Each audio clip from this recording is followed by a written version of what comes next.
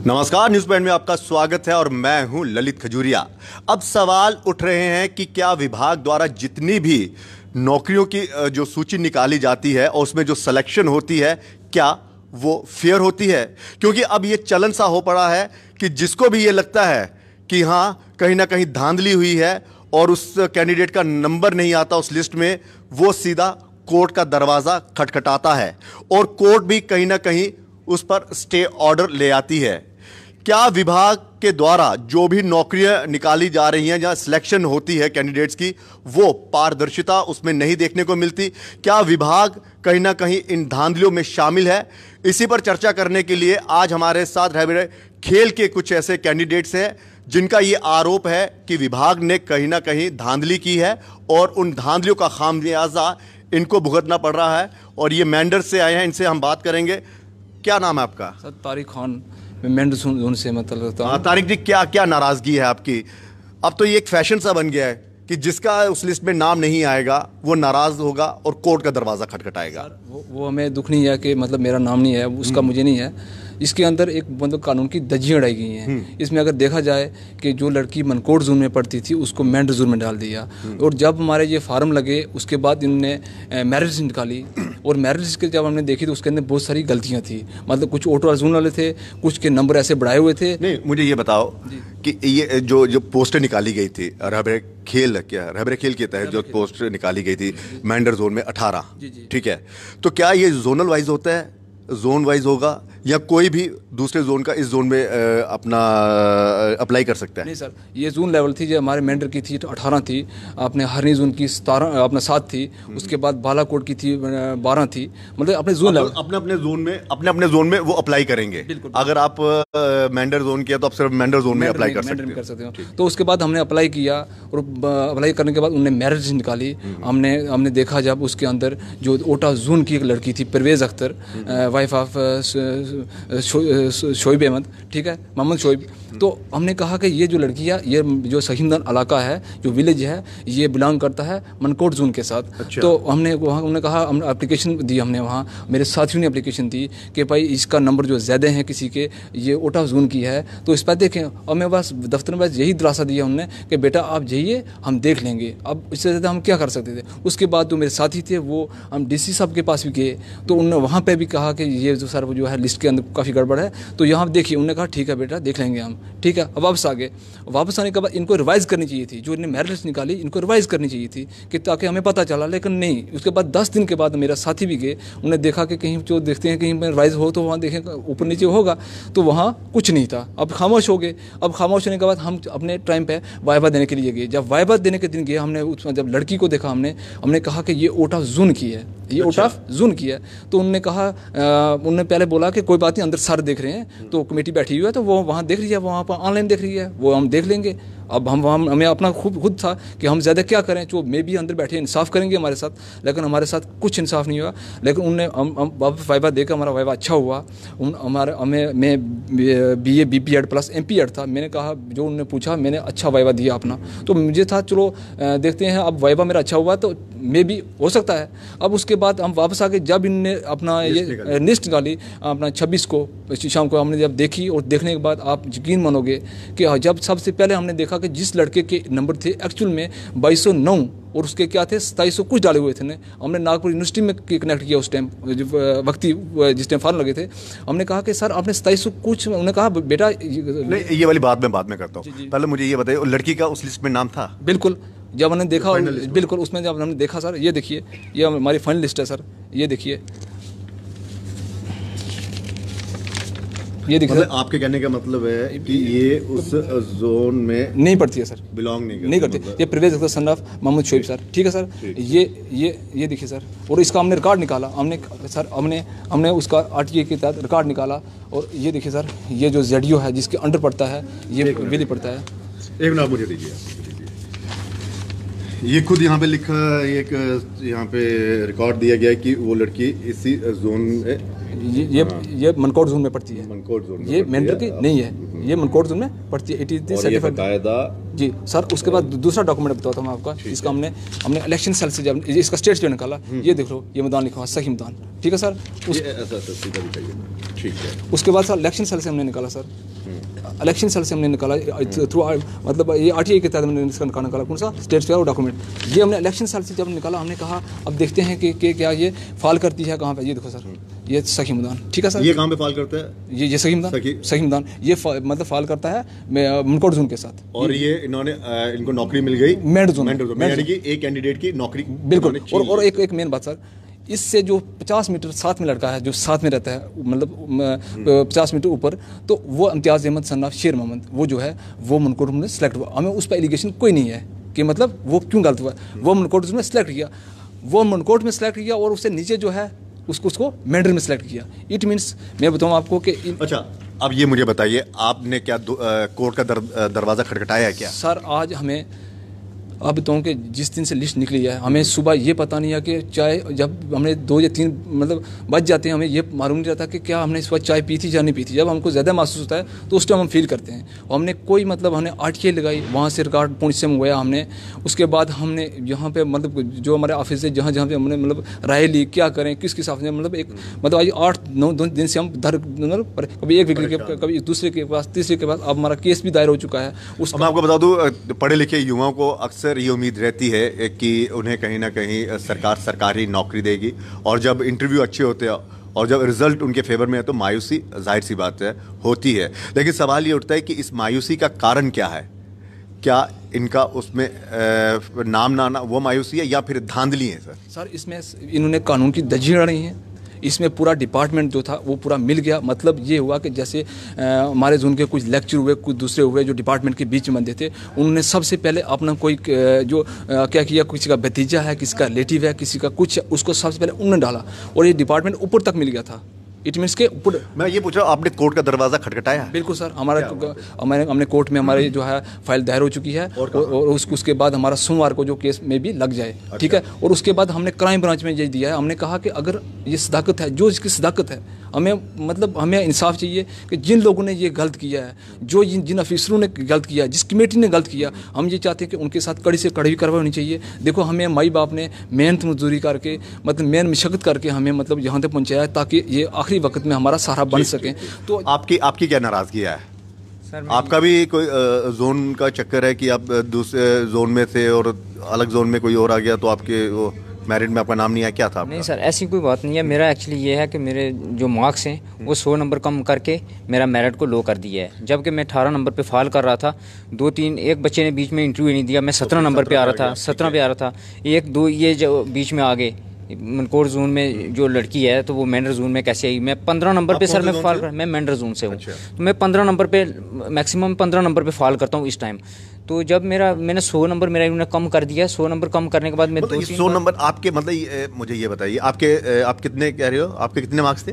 Sir 918। 918। ये कौन से मार्क्स है जो आपके सर जो मेरी डिग्री मार्कशीट पे जो लिखे होते हैं?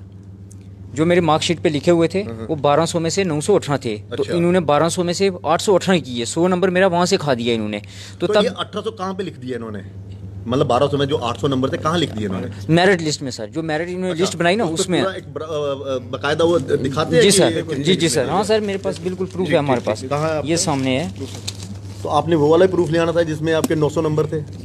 वो भी है सर, ये मार्कशीट है मेरे पास। जी सर, ये मेरा नंबर जो है 18 नंबर पे आ रहा था, तो मुझे इन्होंने डाल दिया 24 नंबर पे। गुलाम मुस्तफ़ा करिएगा, ये देखिए, 1200 में से 818, जबकि मेरे 918 मार्क्स हैं।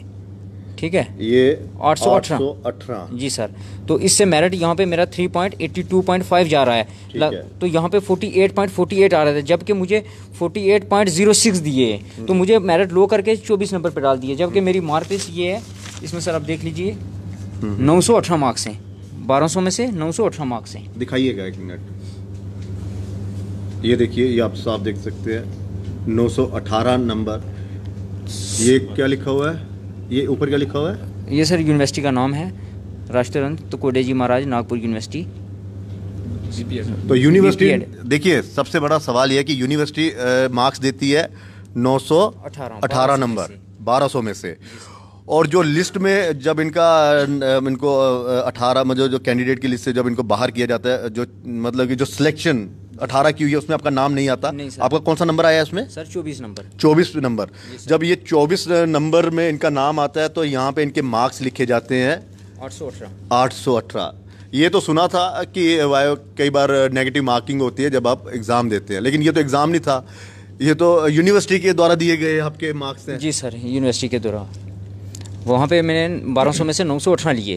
तो जब मेरिट के लिए मैंने एप्लीकेशन भी दायर की वहाँ पे, तो मैं 3 बार सर खुद गया वहाँ पे। तो फिर मैंने अपने एक फ्रेंड को भी 1-2 बार उसको भी कॉल की कि जा तू देख, हो सकता है अब मेरिट ठीक कर दिया होगा, मगर किसी ने सर वहाँ पे कोई भी नहीं सुनता। मतलब हमारे साथ इतना नाजायज़ हुआ ना कि हमें इतना दूर यहाँ आना पड़ा। 6-7 दिन से हम इतना मतलब परेशान हैं कि कहने वाली बात नहीं। तो मैं गवर्नर साहब से यही रिक्वेस्ट करता हूँ कि ऐसे लोगों को जो हमारे साथ खेलते हैं, ऐसे इन लोगों को इन पे मतलब कड़ी से कड़ी इनको सजा मिलनी चाहिए। एक आपराधिक मामला भी हो क्यों? ये तो सर सीधा सीधा क्राइम है। मैं तो गवर्नर सरकार से ये गुजारिश करता हूँ, या तो हमारे डॉक्यूमेंट अपने पास रख लें, हमें ज़िंदगी में नहीं कभी सोचेंगे कि हमने कुछ किया है। और मैं मोदी जी से भी रिक्वेस्ट करता हूँ कि अगर गवर्नमेंट सरकार जो होती है उसमें एक मतलब अपना डिपार्टमेंट पर एक लगाम होती है, लेकिन जो सबसे ज़्यादा धांधली चल रही है डिस्ट्रिक्ट पुंछ के अंदर चल रही है, हर डिपार्टमेंट के अंदर चल रही है। ऐसा बार एक आप वो भी कह रहे थे 2209 नंबर के उन्होंने बढ़ा दिए, कितने? वो कहाँ पे है? देखिए धांधलियों का आलम देखिए कि सर्टिफिकेट यूनिवर्सिटी द्वारा जो मार्कशीट दी गई है वहाँ के नंबरों को बढ़ाया जा रहा है और घटाया जा रहा है, आप देख सकते हैं। ठीक है, ये देखें सर, वो तो दोस्त है इसमें कर, ये देखिए सर, ये 2209 वोट ऑफ 3100 सर। ये ना ये इसके एक्चुअली अपने मार्क्स हैं जी, क्वालिफिकेशन के। ये इसने मतलब इतने मार्क्स लिए हुए हैं बीपी में लिए। ठीक सर। अब वो कहाँ? अब ये है सर, इसमें देखो कौन से? ये देखो फर्स्ट नंबर पे है। ये देखो सर, ये इसको नंबर बढ़ा के इन्होंने फर्स्ट नंबर पर लाया। और ये देखिए सर, ये इन्होंने फर्स्ट नंबर था, फर्स्ट वो है आगे जाके एक तो प्रिंट बड़ा छोटा है तो दिखाई नहीं दे रहा है ना।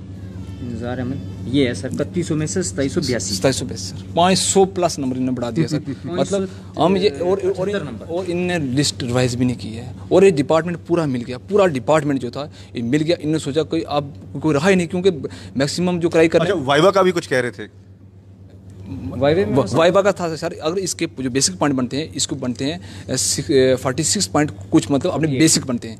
ठीक है सर 48।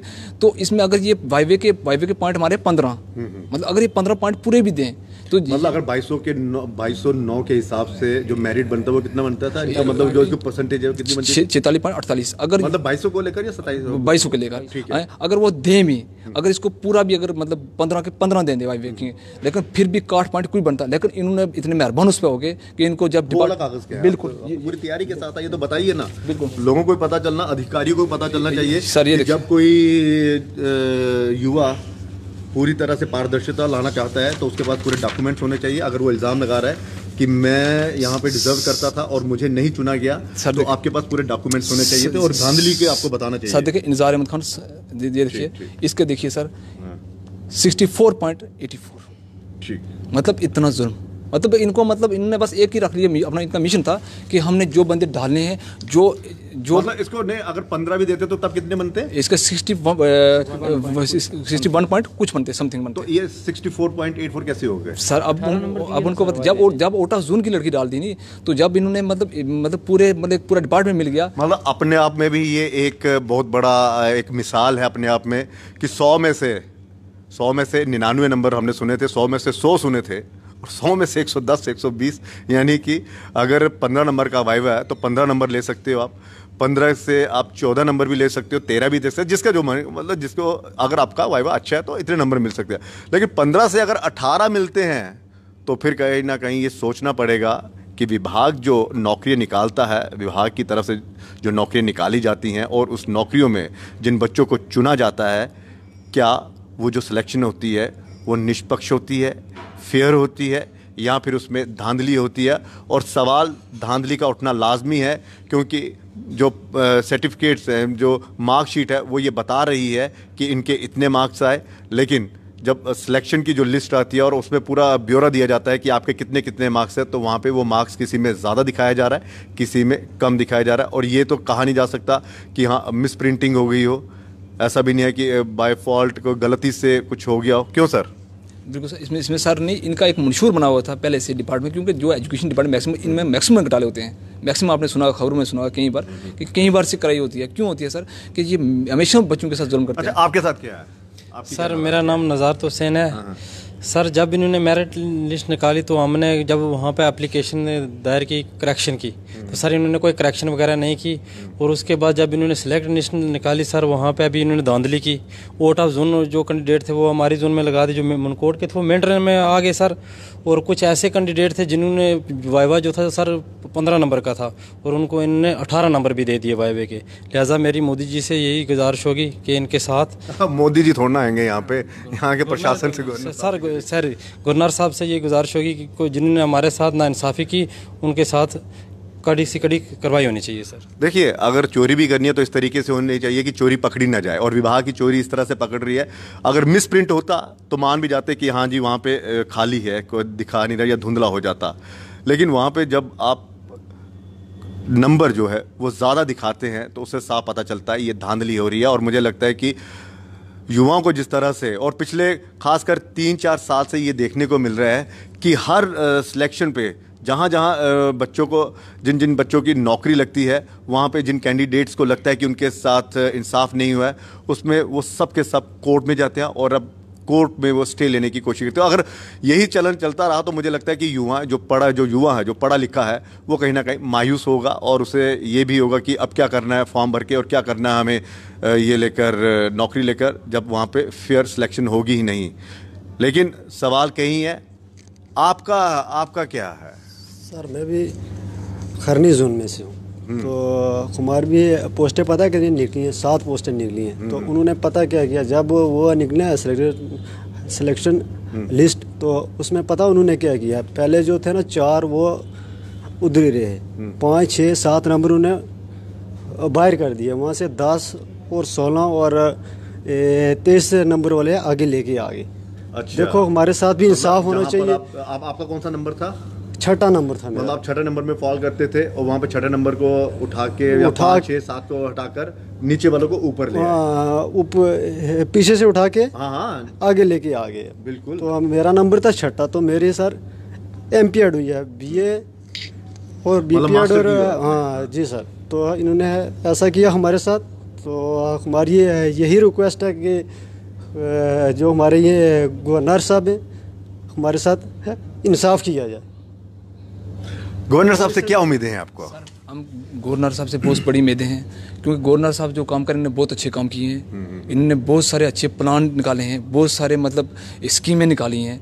लेकिन जो सबसे बड़ा घपला होता है डिस्ट्रिक्ट के अंदर जो सरकार, जो लोकल जो है, ये गुर जो इसको बोलते हैं, गुर जो है जमे हुए, तो इनने एक सिस्टम बना के रखा हुआ। क्योंकि कोई, आपने कहीं उनसे मुलाकात करने की कोशिश की, कोई अपॉइंटमेंट? हम बिल्कुल कर रहे हैं कोशिश। इस टाइम हम कोशिश कर रहे हैं कि हम गवर्नर साहब के साथ अपॉइंटमेंट मिले, हम मिले, उनके एडवाइज़र साहब से मिले, और हम कभी 5 मिनट के लिए हमारी सिर्फ बातें सुन ले, हमें कुछ नहीं चाहते। बस हमारे मन में है कि हम उनसे मतलब एक अपना फरियाद लगाएं। मतलब आपकी ये है कि बेशक आपका नंबर ना आया हो, चलो ठीक है, वो अलग चीज़ है, लेकिन ये जो डॉक्यूमेंट्स बता रहे हैं ये साफ बता रहे हैं कि धांधली हुई है। धांधली हुई है सर। हम सोच रहे हैं कि हम अगर पढ़े लिखे हैं, हम थोड़ा जानकारी रखते हैं, अगर हम खामोश हो जाएंगे कि गरीब और मतलब हमारा जो एरिया दूर दराज एरिया। अच्छा, मुझे ये बताओ, ये जब आप ये रहबरिया जो खेल है, जी, इसमें परमानेंट ये जॉब है या पहले वही रहबर तालीम की तरह पहले 5-7 साल के बाद आप 5? हाँ बिल्कुल, ये जैसे रहबर फॉरेस्ट है हमारा, जैसे रहबर ज़राअत है, ये ऐसी ही है, ये पॉलिसी है गवर्नमेंट की, क्योंकि मतलब इसमें पढ़े लिखे लोग ज़्यादा हैं